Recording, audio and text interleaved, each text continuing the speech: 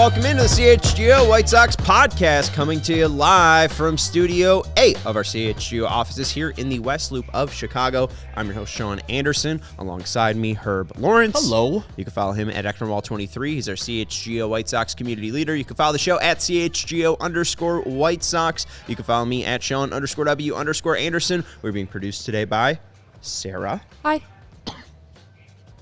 You okay? I'm good. Okay. Hello.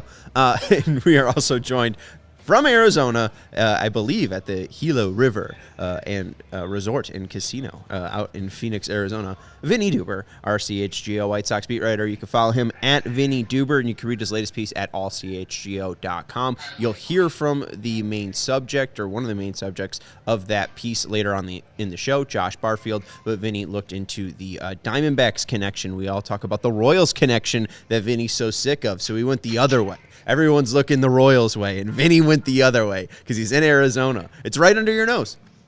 It's called zigging while everybody else zags, Sean. And that's hopefully I grabbed a few eyeballs by not just doing the same old Royals connection story. Well, and it's not your fault. Hey, there's also a Giants connection, and you talked to John Brebbia, and John Brebbia connected the Diamondbacks for you. So, I mean, it wasn't even, you're just writing what you hear. So follow Vinnie at Vinnie Duber. He's our CHGO White Sox beat writer. He brought us an exclusive interview with John Brebbia. John Brebbia talks about his connections with the White Sox. He talks about Chicago being a tier 1 city, so not wrong. He's A1 in our books, and he also talks about the Diamondbacks and how the White Sox might be, playing a little bit more like them. And then Vinny was like, "Well, hey, maybe I'll go talk to the guy who worked for the Diamondbacks." So we also have Josh Barfield sound on how the White Sox might be influenced by that Diamondbacks way. Then we're gonna break down in the most educational and informed way possible. There aren't more of an expert when it comes to city-funded projects than these three gentlemen. We are going to let you know in grave detail and break down the very, very, I would say, easy reading from Cranes that dropped on the next White Sox stadium. We'll be very brave boys and talk about that. And then finally, we'll send you into Friday and into the weekend with a rotational ranking, and we'll talk about the 16 possible names that are fighting for a spot in the White Sox rotation in 2024. Should we waste any more time? Should we get into John Brebbia? Let's get into it. All right, well, let's hear John Brebbia's interview with Vinnie Duber, our one and only Vinnie Duber. And John Brebbia was asked by Vinnie, why'd you come to Chicago?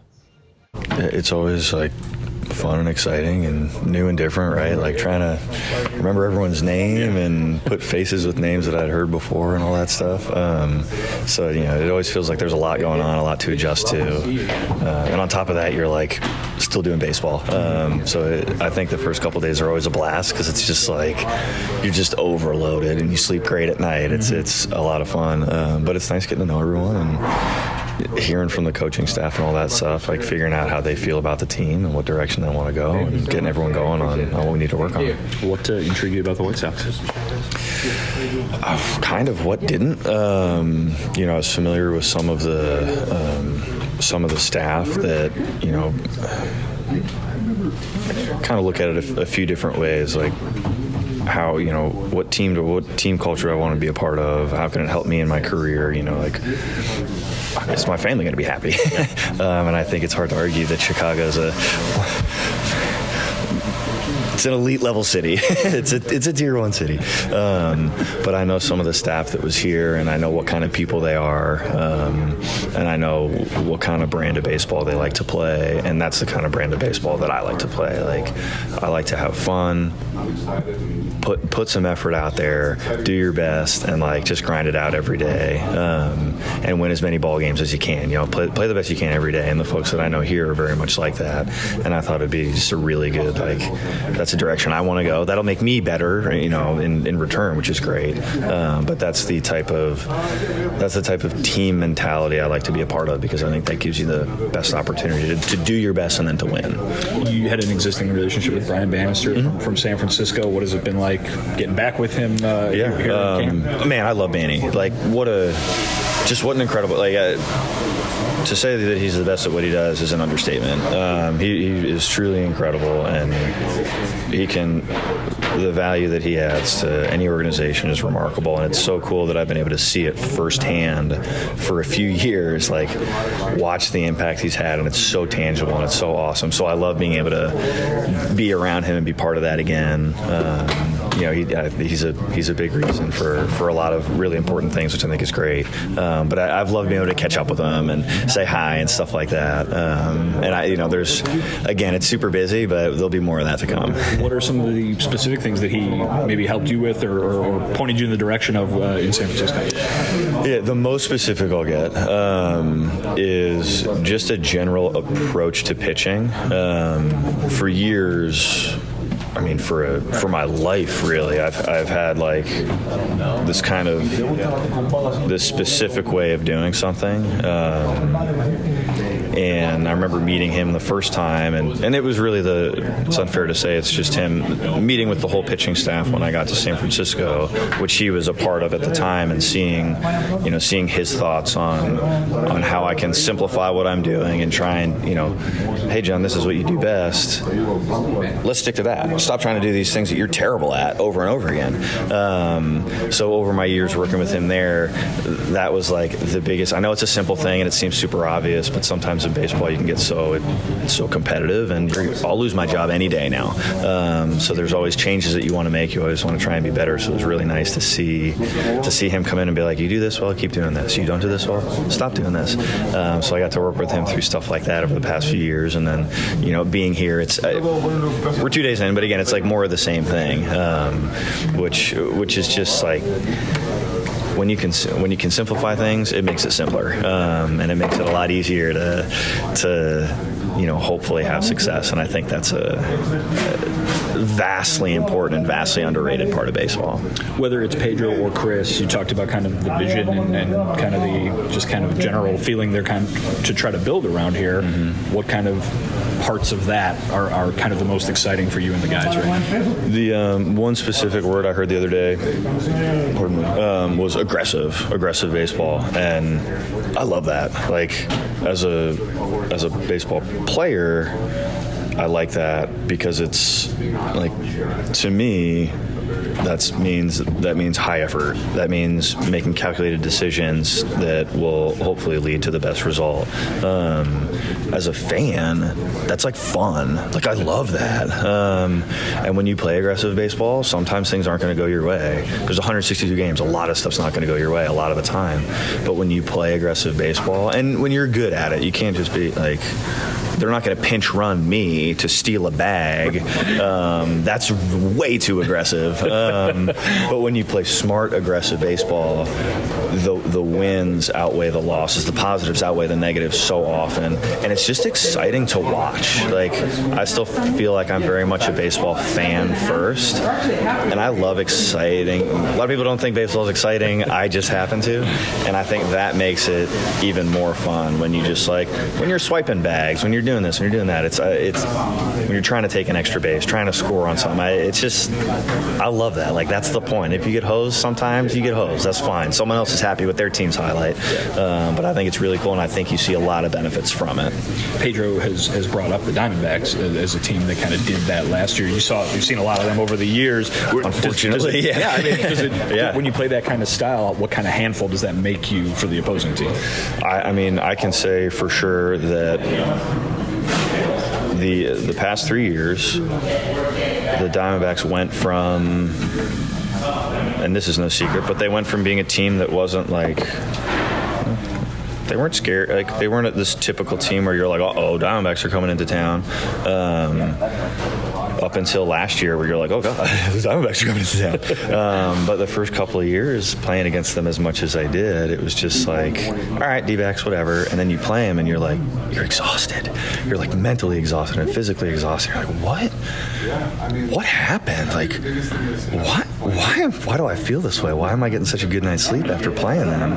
And you slowly come to realize it's like, okay, because they can do anything. Like every facet of the game is something that they're attempting to do aggressively, to kind of bring up one of Pedro's adjectives. And when you start to see that, when you're like, okay, I guess every guy's a stolen base threat, now all of a sudden I'm standing on the mound like, okay, and I got to pay attention to him stealing. Great. It's like, which means I got to remember our pickoff plays, which means, and they bunt a lot, and it's like, I'm doing PFPs this often. This is crazy. And it's part of the game, but it's such a rare part that when you have to put up with a team that does it so much and so well, they were very successful at it. It makes it just like, even when we won games against them, it was exhausting. And then, the tides turned last year, and the Diamondbacks they just took off, and you could see it. You could almost see it coming from a mile away, where it's like, well, it makes sense. Like, they've got a ton of talent, and they do everything, and it's fun, it's exciting, and it's something that this team has so much, that I think has so much potential for, that it's just like an unbeatable brand of baseball. Stealing bags. He's got a funny way of talking, John Brebbia. Vinny, what was the biggest takeaway? Was it how aggressive the Diamondbacks were and how John Brebbia lost sleep going up against the Diamondbacks? Well, he gained sleep, I think was the point, right? He was so tired that he gained sleep. But tired. That was the second. Okay.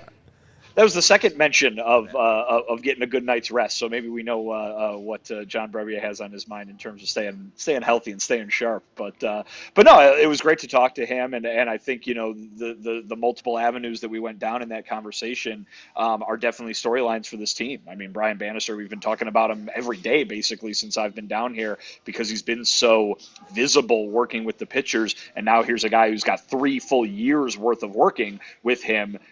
To kind of lean on that experience, and then how thrilled he is to jump back into it now that he's with the White Sox. But yeah, certainly that talk about the style of play that the White Sox hope to implement this spring, hope to be able to show off this summer. I think it's a pretty dominant storyline of this season, especially when we don't have the storyline of, will they win the division? Will they make the playoffs, right? I mean, if it goes as we're expecting it to go, we do need to look elsewhere to determine how this team is evolving. And Pedro Grifol is very, very, thrilled is basically the word that I can come up with when it comes to implementing this new style of play that has to deal with being fast and being aggressive.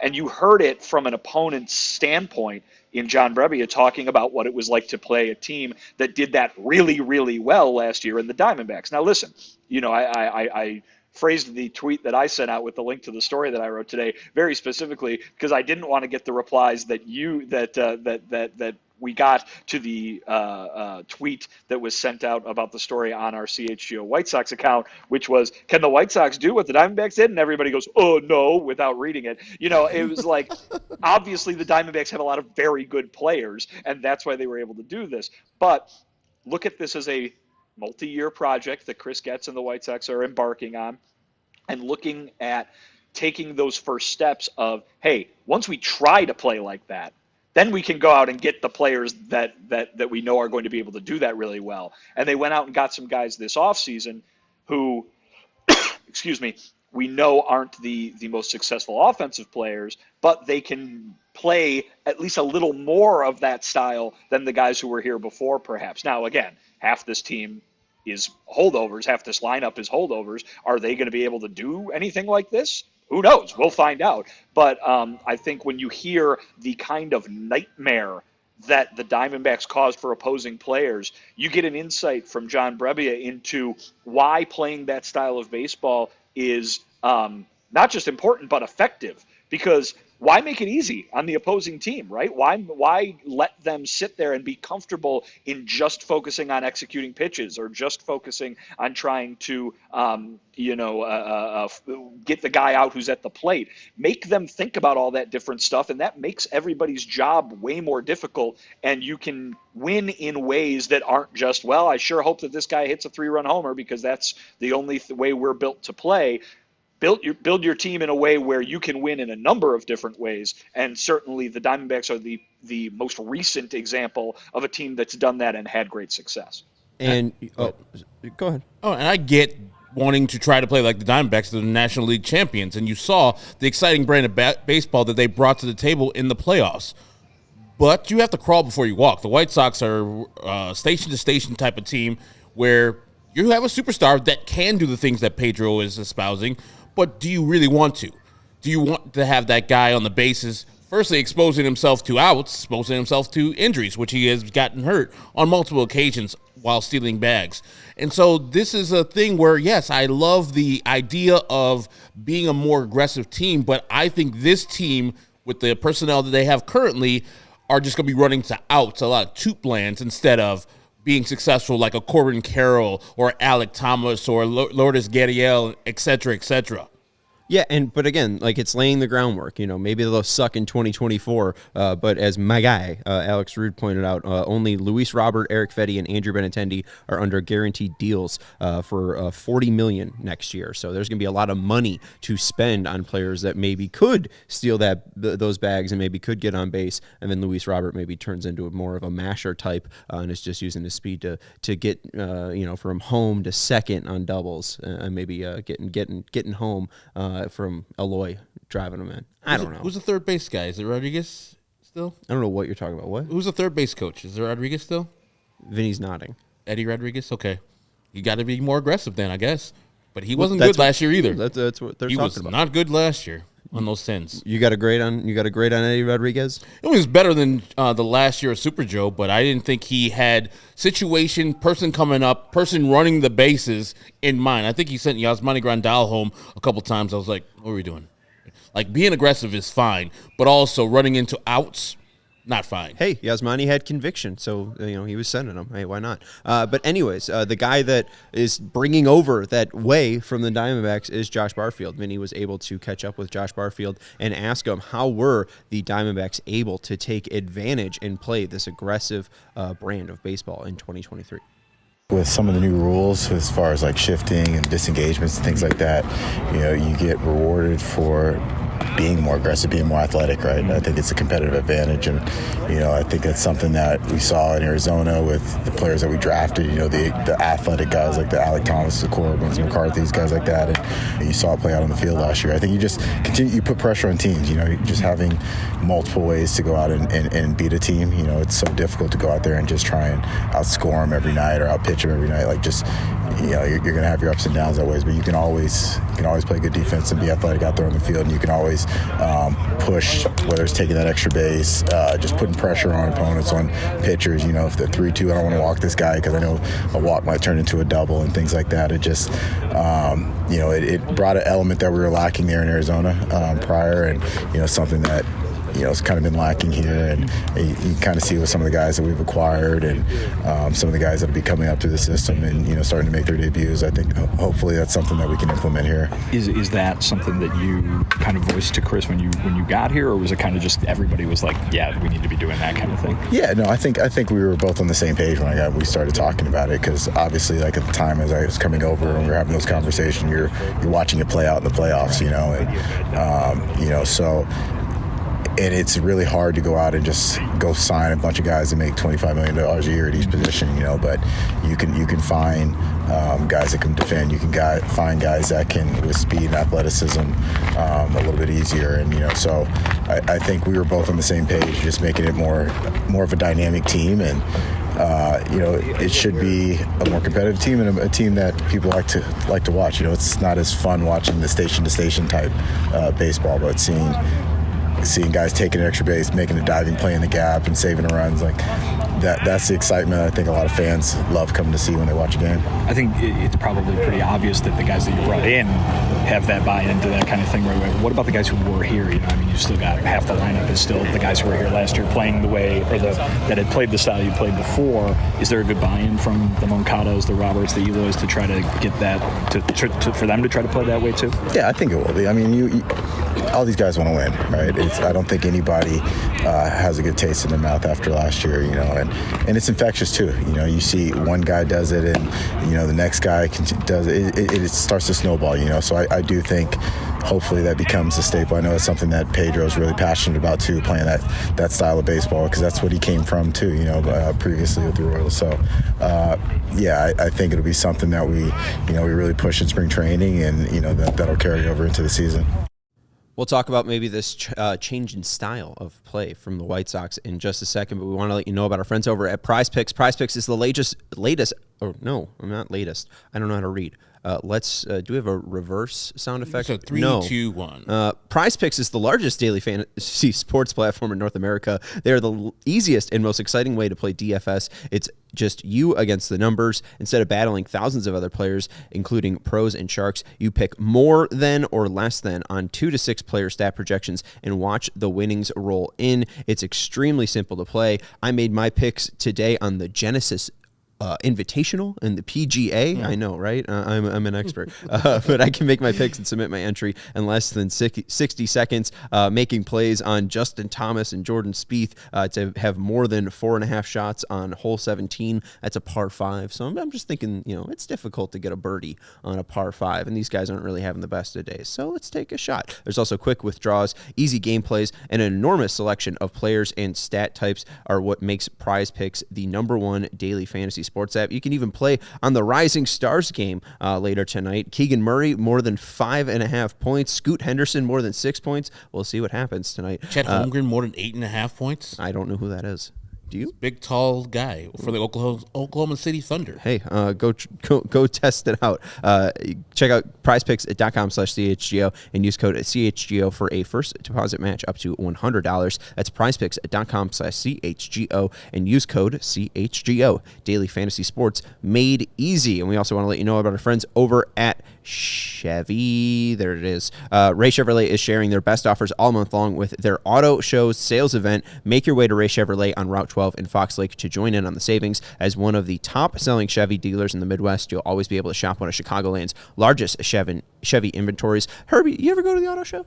I have multiple times. It's a fun time. Oh, back in the day when we were working at the radio station, all the time we used to broadcast from the auto show. Good times. Vinny, the auto show, oldies. thumbs up, thumbs down. Never gone? Oh man, we got to take Vinny. We got to take Vinny to the auto show. Too bad you're in Arizona. But anyways, you could find those auto show sales events, or you can go find those auto show sales event at Ray Chevrolet.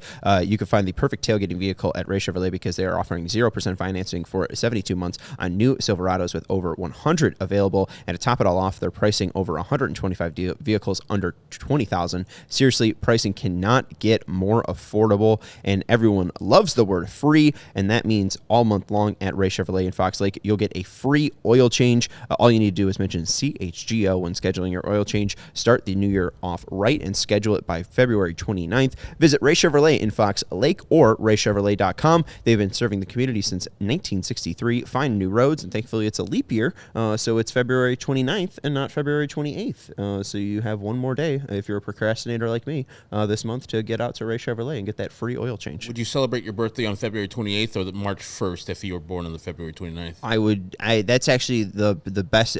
Nobody here can tell me my birthday. None of my coworkers know my birthday. I'm very proud of that. If I didn't have to celebrate my birthday, I wouldn't. I'd be thrilled with a leap year birthday. 1 year where I don't have to celebrate my birthday.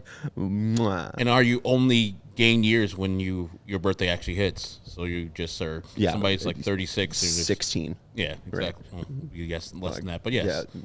What's 36 divided by 4? Goodness gracious, 6, right? 9.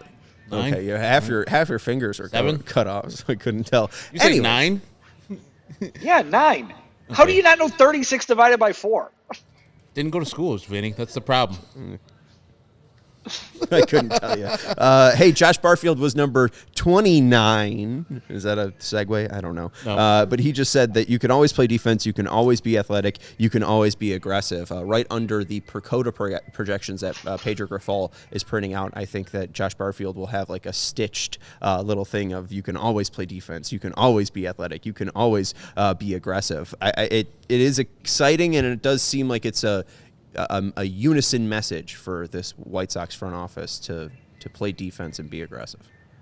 Yeah, absolutely. And I think, listen, White Sox fans shouldn't necessarily be like, what a great strategy. They're going to win games by just doing that and not the other stuff that, we're projecting them to be what they are for a reason. But that is certainly true, what Josh Barfield said. And White Sox fans should realize the importance of that part of the game after watching this team the last 2 years, in which they didn't play defense, in which they didn't play aggressive, in which they didn't play smart all the time. to be able to bring in a bunch of guys or just really have an emphasis on doing that kind of thing team wide, that should improve things. It's probably not going to improve things to the level of being a playoff team in 2024, but as this front office tries to build for the future, we keep talking about them wanting to create a new identity, want to do stuff that hasn't been done here before.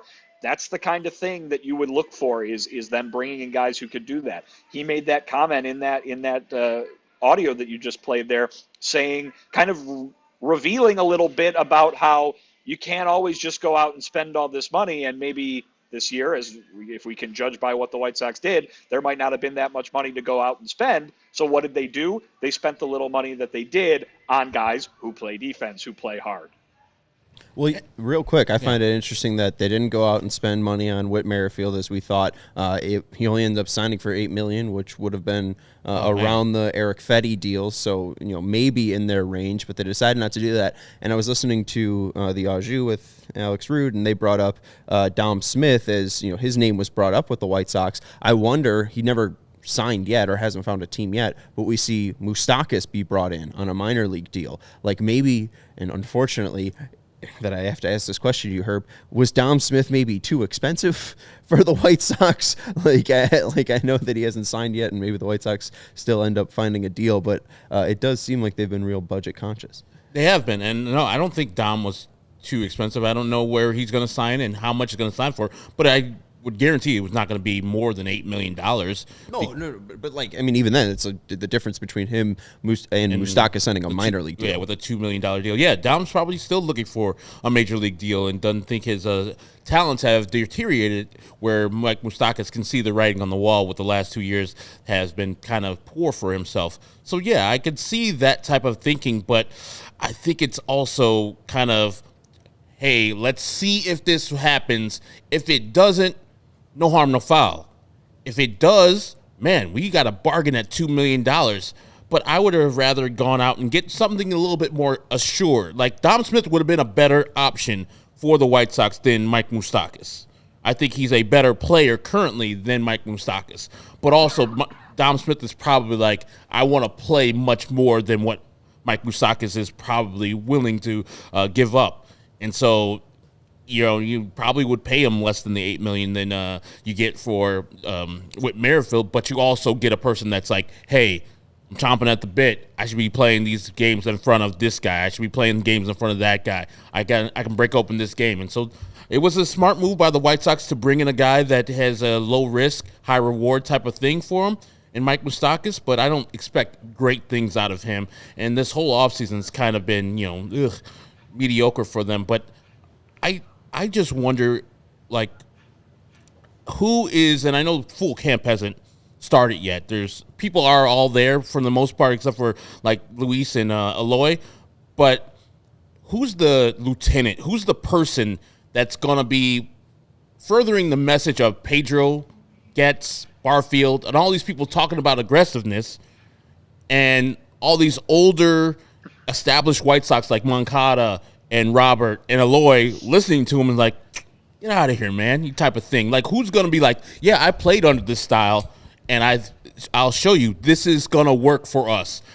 Is that Nicky Lopez? Is that Martin Maldonado? Like, they need somebody to further the battle standard of the guys who want to do it, because last year I'm sure Pedro didn't impress the guys who are currently in the locker room now. And to come back year two and say, we're going to play a whole different style, and like, hey, man, you lost 101 games with us last year. Why should I listen to you type of thing? And that's why I'm saying, like, it's good to talk about, but the buy-in has to happen from these players. Absolutely it does. And we could be in a situation, though, where if it doesn't, these players might not be around for very long. I mean, Sean, you just, talked about how there aren't even many people under contract past the end of this year. But what about those? I mean, they couldn't trade Eloy Jimenez this offseason. They couldn't trade Yoan Moncada this offseason. Maybe, I mean, there's a world, I'm just speculating, but maybe there's a world in which they would have if they could have, right? And if those guys are the ones, and again, I'm not trying to assign this to them. We haven't even talked to them about it yet. But if those guys are the ones who are not buying in, why would you keep them around if you don't have to anymore, right? I mean, and so when you're saying, who is in that clubhouse going to try to play like this, who is going to think that this is a good idea? Well, they just changed the roster over in an incredible amount to bring in guys who will do that, right? I mean, there's a reason we're sitting here talking about Nicky Lopez and Paul DeJong and Martin Maldonado and Dominic Fletcher instead of, perennial all-stars. They went out and got guys who specifically fit this bill. And is it going to mean wins? Who knows? But it might mean that they see what they want to see in the clubhouse and on the field in the way that they play. I think that is far more important than, what those guys are gonna bat or how many home runs they're gonna hit. Is can they deliver this type of style that the White Sox want to become the White Sox style? Yeah, I think the new guys outweigh the old guys, so I think just the new energy will likely overtake what has been in that clubhouse, and it does seem like so far from the pitchers that we've heard from, whether it be Soroka or Kopech or Cease, and obviously or Brebbia, but Brebbia really isn't a part of the competition. Though it's that the competition and the openness of the roster. I think again, guys can look at it and be like, if I am the best that I am, if I can prove to them that I am worth something, I will make this team. There are so many open spots that it is up to me to again prove the past wrong and show this team that I am a major leaguer still. What we've heard consistently that, it's all about these guys proving themselves wrong. It's not about the outside. It's all about what you can have on the inside. And too, I mean, Moncada and Eloy and, Benintendi, I think those guys still have something to prove too, even though they were part of the team last year. So I think they're likely to get the buy-in just because, the 26 players outweigh the manager. I know that most fans are uneasy about. There's a lot of people, so I think as long as you're buying in, one guy doesn't really make the difference, and that's what we've always talked about. How managers really don't matter. I mean, as long as the strings are being pulled at the bullpen and the right guys are being put out at the right time. I mean, that's the hardest part of Pedro Grifol's true in-game duty job. So I don't know. It should be interesting as long as the guys buy in and stay healthy. Again, we can't control health, as we know, over the past 3 years. Correct. Yeah. So satisfactory answers, guys. Thank you. Oh, great. Let's move on, gentlemen, to a topic that we understand completely. Coming from Crane's Chicago Business, reported around 3:30, written by Justin Lawrence. Jerry Reinsdorf is confident the White Sox will get $1 billion in a subsidy for a new South Loop Stadium. I'm going to try to read this. I have a college degree, and I think after I read this, you will doubt that. The proposed deal would also get the city off the hook for being the guarantor of the current debt arrangement with the Illinois Sports Facility Authority, or ISFA, to pay for the 2003 renovation of Soldier Field. The ISFA is the financing vehicle that was created in 1987 to pay what is now called Guaranteed Rate Field. The authority issued $150 million in bonds in 1989 to build the Sox a new stadium, and later issued another $399 million in bonds to pay for the renovations to Soldier Field for the Chicago Bears. Along the way, the authority has occasionally refinanced or extended the debt to overcome short-term pain. Quote, the current financing plan would pay off all of the existing debt on the Bears stadium, end quote, a source said involved in the meetings with the state and city officials. To pay for the new stadium, Reinsdorf is seeking to lay claim to the revenue from a 2% hotel occupancy tax currently used to pay for the ISFA's annual debt service for decades beyond, when all outstanding bonds are currently meant to be paid off in 2034. Extending ISFA bonds over the 30 years while adding a new line of revenue to back the debt would provide the upfront capital to begin work on the new stadium at Related Midwest's The 78 site, which sits between the Chicago's River and Clark Street, connecting Chinatown to the Loop. Reinsdorf is also seeking to create a tax overlay district surrounding the proposed stadium that would capture the state's portion of the sales tax generated in the area, estimated at roughly $400 million over an undisclosed period to be set aside to subsidize the stadium and back the new bonds. The special tax district would be redistricted to the 78 property, which currently sits vacant and does not provide any sales tax. Adding the sales tax revenue, this is almost over, to the pot would also allow ISFA to borrow more money, which a source familiar with the bonding plan said would get into the ballpark of the roughly $1.2 billion in assistance Reinsdorf is seeking to build a park with the capacity of 35,000 to 38,000 and retire the current ISFA debt. But all of that would require state approval, both to give the ISFA authority to issue bonds that extend past 2034 and to siphon sales tax meant for the state into a separate fund backing the authority's debt. So Herb, since you watch the news every night at 10, explain to the people, because obviously I understand all of that language. I understand what's going on fully, so I don't have to explain it to you, but Herb's going to be nice enough to break it all down and make it digestible. Not really, but it just you're not? It sounds like they're just Jerry's trying to have a big-ass tax subsidy for himself to build that stadium, and it also takes away the big-ass money that us as city people owe the city of Chicago and IFSA, whatever that is, Illinois Sports Authority facilities thing, for Soldier Field. So it like kills two birds with one stone. But you have money. This is no. When I said initially when we're doing this, I said no new taxes. That language already sent up red flags for me.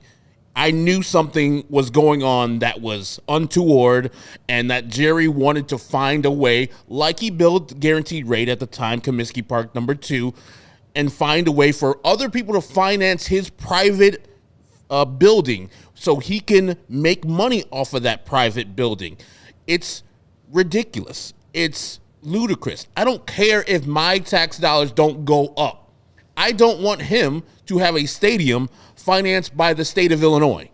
I want him to dig into his pockets and finance his own stadium. Or if he can't do that, find a financier, a bank, to loan him some money or sell the team. Because this and the appetite for giving other people money, especially billionaires, is dead. And I've seen Governor Pritzker go on record saying that he has no appetite for giving billionaires, which he is himself, money from the state to build their sports arenas. So I hope JB, when he meets with them, shuts it down immediately and says, no, that's dead on arrival. You cannot do this. I don't care if it's just the hotel tax. I don't care about all the rest of the stuff. It's garbage. Pay for your own stadium. As Crane says, JB has yet to rule out anything until learning of the team's detailed financial plan. So he is likely to approve it, but he'll hear him out. He won't. He won't. No, approve he just said it. I mean, I'm reading what You'll Crane hear said. him, but I'm telling you, he's gone on record as I watch the news and saying he has no appetite for it, for building a stadium for a billionaire. Yeah, we'll see. Build your own damn stadium. Any thoughts? Yeah, that was. I felt like I was listening to a textbook on tape while you were reading that. That was great, Sean. Herb. No, listen, it sounds to me, I'm no expert, but reading that article that you sent around earlier, it sounds to me like this would be a master class in moving money around. But I think the line that jumped out to me in terms of the point that Herb was making was, any money that gets sent over to pay for the stadium doesn't get spent on something else in the state or in the city. And Lord knows that we've got quite a bit of things that probably should be prioritized when it comes to state and city spending over new baseball stadiums. That being said, it sounds like from that report, at least, that the idea is that Jerry would that Jerry would think that the amount of money that would be generated from all those businesses that you would put on that plot of land would be so enormous that it would be paid off all instantly, that there would not need to be any more debt or anything like that. Again, I'm not claiming to be an expert in what was reported, but you have no way of guaranteeing that that's going to play out the way that people envision that it's going to play out. So, I don't know. I would personally tend to be on Herb's to agree with Herb in this situation, just because the way that it was laid out, if you're going to be taking money away from other governmental spending priorities, this is not something that seems like it should be one. At the same time, this is how business gets done, as we talk about when it comes to pro sports teams. All you got to do is look at the Oakland A's and the fact, Herb, you say there's no appetite for this. There might not be in Chicago. There might not be in Illinois. We'll find out. But there sure is out in Nevada. So like, it seems to me that a lot of this stuff gets done whether folks want it to get done or not. But I'll tell you this: if you are if you're a taxpayer and you want to read that story, you'll probably never support the building of a stadium ever again, because it does detail very lengthily how that money is being just moved around and extended, and why do it at all? Right? Why do it at all if it's just going to be moved around? Again, I'm not claiming to be an expert here, but yeah. So reading the details of something like that does get you a little bit fired up if this is not what you want to see your government money spent on. Well, and MLB Commissioner Rob Manfred would say if the White Sox were to leave Chicago, well, there's already a team there, so who cares? The Bay Area already has the Giants. They're so greedy, they want the A's too. Who cares? If Jerry wants to move the White Sox out of Chicago for a smaller market, be my guest. But no, we're not paying this. As Fred says, releasing this on late Friday, it's a classic Friday news dump where they know it's an unpopular thing. They know it's going to be bad, but it only gets such a short time in the news cycle where on Monday you're going to forget about it. You're going to move on until this comes up again. So, I think that he should know that this is dead on arrival. Yes, he might have somebody telling him that we can do this because he's done it before, but that appetite for spending money and to retain the White Sox, really? You think White Sox fans care about you staying in the city of Chicago? Are you going to threaten them to move to Tampa or some other city, Portland, Montreal? Bye. The White Sox fans would be like, great, I could go somewhere else. I'd be free of this team and you specifically, Jerry. So there's no leverage that he has here. Zero leverage he has here because, taxpayers would riot if they had to pay more for 30 more years. And, who's actually going to a game at that ballpark if the team's not good? As I bring up the point, Pittsburgh, that stadium is empty, even though it's one of the best show places in baseball. Hey, they think it's going to generate, $1 billion in revenue. And when it doesn't, who's it going to fall onto? Jerry? No, it's going to fall back onto taxpayers. When the 2% hotel tax, not enough people are coming to Chicago anymore. Oh, we got to pay for this somehow. All right, here you go, taxpayers. So, pay for your own stadium and make your own money. Baby, I'm fine with you making a bunch of money before you pass away. Hey, what if it was, the 78 presented by Game Time? I'll be all about that. I saw what you're doing there. Yeah, Sean. thank That you. was real smooth. Hey, I gotta move this show along, and Yes, I can't add anything else about tax talk. We had tax talk. We're gonna move on. When I went down to Atlanta, also a publicly funded stadium in Cobb County, which they passed that on to the Cobb County people. I bought some tickets. Not in Atlanta. You weren't in Atlanta. I was in Smyrna, County. Georgia. Yeah, in Cobb County where the big boss man was at. So I bought some tickets there, and I wanted to check out their game time guarantee to make sure if I get a lower price some other secondary market site, that they would pay 110% of the difference. They did that. I found one. I sent the information to Game Time, and I got my money, 110% of the difference, in my account within 12 minutes. You shouldn't have to worry about buying tickets for your next big event. Game Time is a fast, easy way to buy tickets for all the sports, music, comedy, and theater events near you.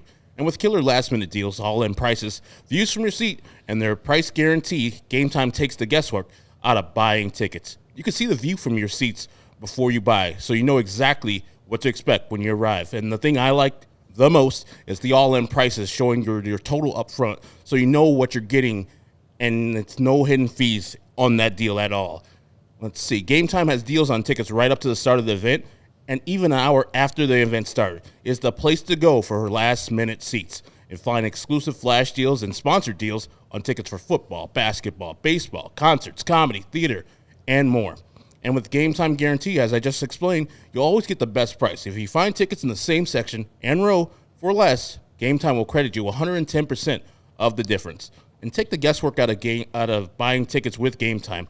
Download the Game Time app today, create an account, use code CHGO for $20 off your first purchase. Terms apply. Again, create an account, redeem the code CHGO for $20 off. Download Game Time today. Last minute tickets, lowest prices guaranteed. And Sean, did you know it's getting easier for businesses to switch to electric vehicles? That's something we can all get behind for the health of the planet and for the well-being of all of us who share it. Of course I know about it. You were chatting me up about it earlier before the show. Yeah, oh, man, we're talking about it a lot of times. What a conversation, chatting it up. Because the electric grid is evolving to meet your cleaner energy needs as we all move with confidence towards an electric tomorrow. Whether you have one delivery van or a whole fleet of shipping trucks, ComEd can help guide you to make the changes that make sense. So what should business owners do, Sean? Well, Herb, they should go to ComEd.com/clean to learn more about the resources, fleet rebates, and infrastructure incentives available to help businesses go electric. Boogie, woogie, woogie. If you own a business, do not wait. Start making your plan today to switch to electric vehicles because it's good for businesses, it's good for the planet, and it's good for all of us. Go to ComEd.com/clean.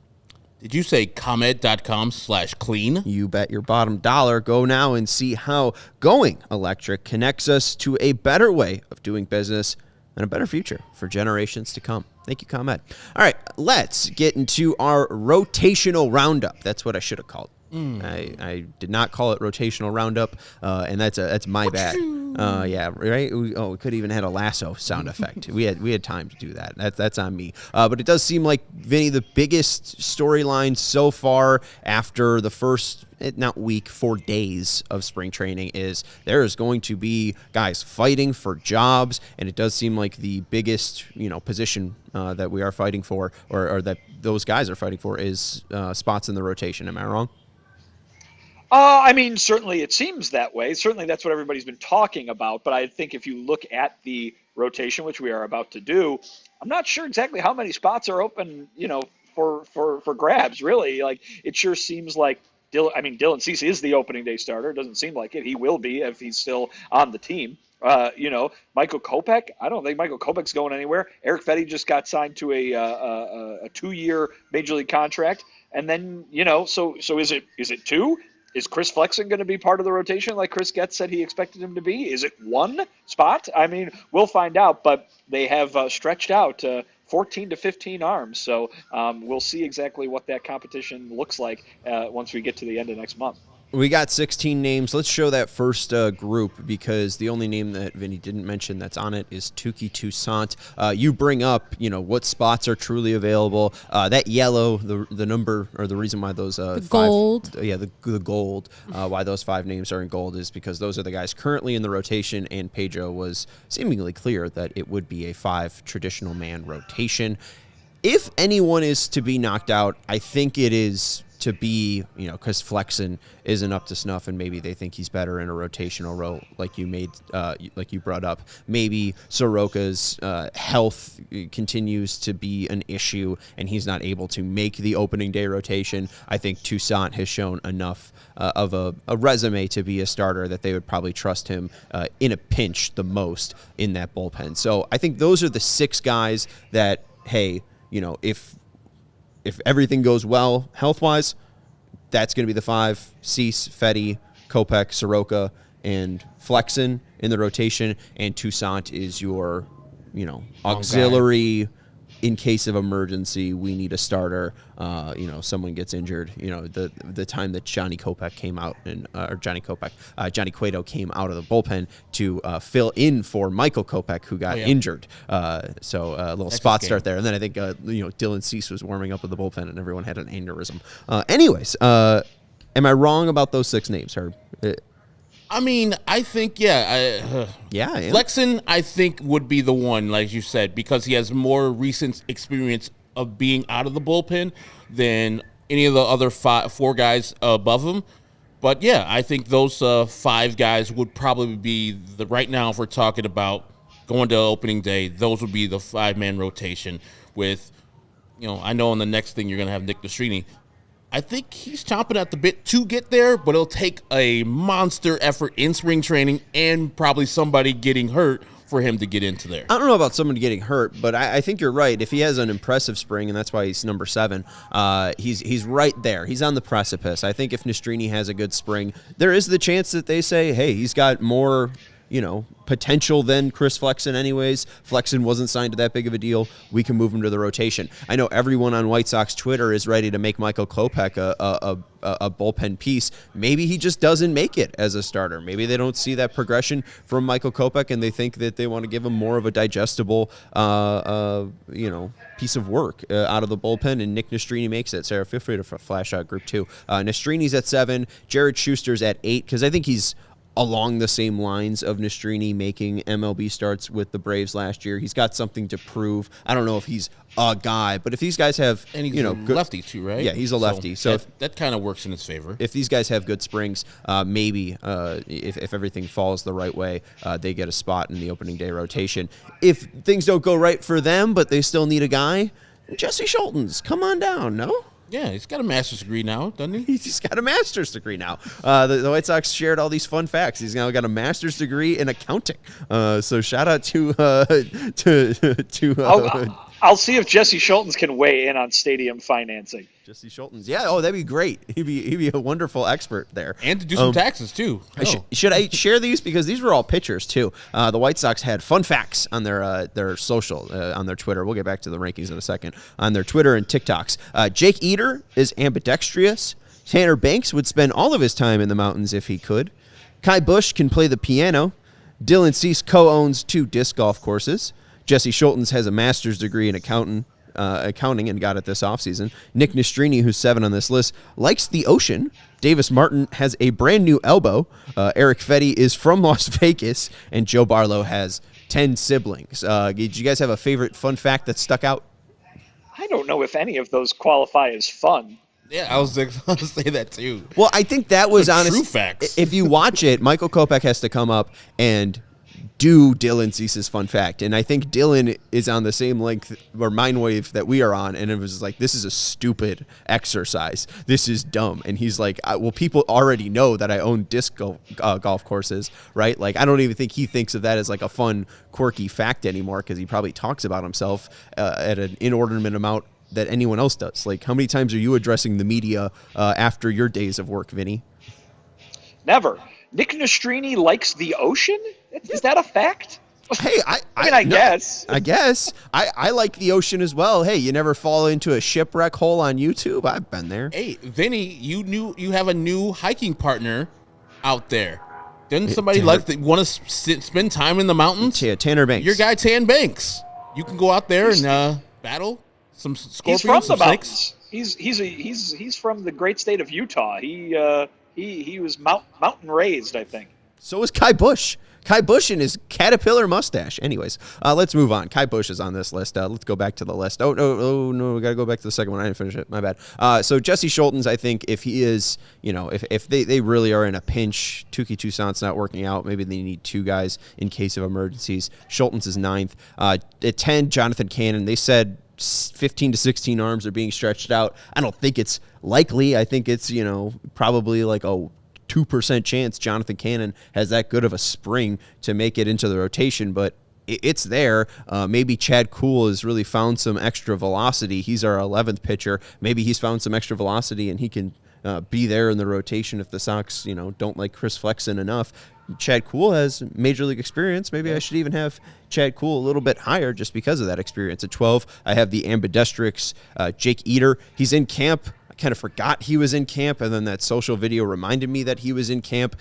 He seems to still need a lot of work, and he didn't really have that impressive of a time down in Birmingham, and I know he's been kind of aggressively pushed in Miami. It seems like Jake Eater, even though he is highly thought of prospect-wise, still needs a little bit more seasoning in the minor leagues, and I think we're really getting to the point at Jonathan Cannon at 10 that these guys, are real fringe spots, as I think Vinny is being harassed. Vinny out. Yeah. Hey, security guard, leave Vinny alone. But yeah, I think that Jake Eater is just coming off of Tommy John, so it's slowly. Oh, we got to say goodbye to Vinny. Bye, we'll Vinny. See Thank you for have your a weekend. work. Tell that security guard go scratch. What a jerk. Yeah, seriously. But yeah, I think that Jake Eater I'm not the counting hell? last year. You can't record down here and have a good time. Okay, here's What what a I have to dick. say. Here's what I have to say. And this is respectfully. He was trying to move him out earlier. He's been there for 3 hours this week. Where you been, buddy? Well, you not doing your job? Is Friday that big of a deal? I mean, Vinny's been at that They're pool about to set up a for DJ bit. booth right there. Maybe it's the DJ. And he's like, Yeah, maybe it's David Guetta. It's 3:57 in Arizona. I guess. Give us the 3 minutes of Vinny. Jesus Christ. But yeah, I think Jake Eater, if you're a White Sox fan, you're thinking about Jake Berger, I got it. It hurts that he's down there in Miami doing his thing. And you're looking at Jake Eater's like 11 ERA last year in Birmingham. You're like, well, this guy sucks. Give him this year. Let him go down to Birmingham again, and if he succeeds, go to Charlotte and do his thing. So I don't think he has any chance of making the rotation unless something catastrophic happens to these White Sox. Unless Jake Eater looks sick. No. Unless he looks disgusting. No. Pumping 98, an 89-mile-per-hour slider from hell. There's this kid from Duke. College baseball started today. I forgot his name already, but he threw a changeup. He's a left-hander, and it's a changeup, and you look at it, and you're like, oh, that's a curveball. Like, it is the most disgusting thing that I've ever seen. So if Jake Eater starts throwing that pitch, hey, maybe he makes the Major League roster. Let's go to the final people. 13, Garrett Crochet, 14, Kai Busch, 15, Jake Woodford, and 16, Shane Drohan. Will Shane Drohan even make the White Sox roster on opening day? I think it's unlikely, and I think they will likely send the Rule 5 draft pick back to Boston. Woodford really does seem to be a reliever at this point if they can get anything out of that arm, but if anything, I think he can just provide depth at a minor league level. And then 13 and 14, along with Eater, it's the guys with potential. Eater has more of a base of being a starter. Kai Busch has more of a base than being a starter than Garrett Crochet. But, you know, I think those guys are kind of all in the same bucket. Eater a little bit ahead of Crochet and Busch. I think Crochet already being at the major league level is a little bit ahead of Busch, but I mean, I would be pretty disgusted if either of those guys or any of those three are in the White Sox rotation on opening day. Especially Garrett Crochet. Like, yeah. I think their plan doesn't have enough thought into it. They should be just telling Garrett, you're either a reliever on the White Sox major league staff or you're going to be a starter in the minor leagues. To be on the fence on both of those things, to me, doesn't work for the player or yourself, because you're giving him false hope that he can make this rotation where we just went through the list. It'll take a lot for him to make the rotation. Even if he pitches the best spring training he can do, he hasn't been stretched out. He has never pitched over close to 100 innings ever. So what are we doing with him? You should have a solid plan for him that says you are preparing to be a reliever on the White Sox. We don't give a goddamn if you want to be a starter. Prove to us this year you're a good reliever, and maybe next year, and maybe during this year, we could stretch you out appropriately over 6 months, so next year you can hit the ground running in 2025. And that's going to do it for the CHGO White Sox podcast. First of all, we want to thank that security guard for kicking out. Lurking. I spotted him, and I knew something was going wrong. Yeah, he walked by Vinny twice. Yeah. Why would you walk behind him twice? It took him 20 minutes to get him. I don't get Maybe it. they brought backup. Maybe. Honestly, for Vinny, I mean, Vinny in we jail? know Vinny's muscle. Do we have to bail him out? We have to bail out Vinny. Send money to us so we can bail Vinny out. Produced by Sarah today. Thank you very much, Sarah. Sarah's also going to go call Ryan Herrera to go bail out Vinny. I'm Sean Anderson. That's Herb Lawrence. You can follow us at CHGO_White Sox, at ActorWall23 for Herb, at Sean_W_Anderson. Make sure you're liking the video on the way out. Make sure you're subscribing to the CHGO Sports YouTube channel. And to answer blank names in the question, can Garrett throw a changeup? We've seen a fastball slider combo from Garrett mainly, and he has flashed a changeup. I know that that's something that they've talked about this year, is him working on that pitch mix and being a third a three-pitch pitcher. You know, I mean, he's going to find that in the offseason. I don't know. He's thrown a changeup before. Is it major league level? I'd say no. I'd give it probably a 40 grade, and that's honestly being nice. Maybe a 35 grade, 50 being average. I don't think it's that good. But we'll see. hey, maybe he's worked on the changeup from hell, and that 6'6" freak can strike out people for the White Sox. I wouldn't be mad at it. Anyways, and I say freak respectfully. That's Herb Lawrence. I'm Sean Anderson. Thank you to Vinnie Duber. Read his piece at allchgo.com about the White Sox adapting that Diamondbacks way. We will talk to you on Monday at 5 p.m. Goodbye. We all silly like the mayor.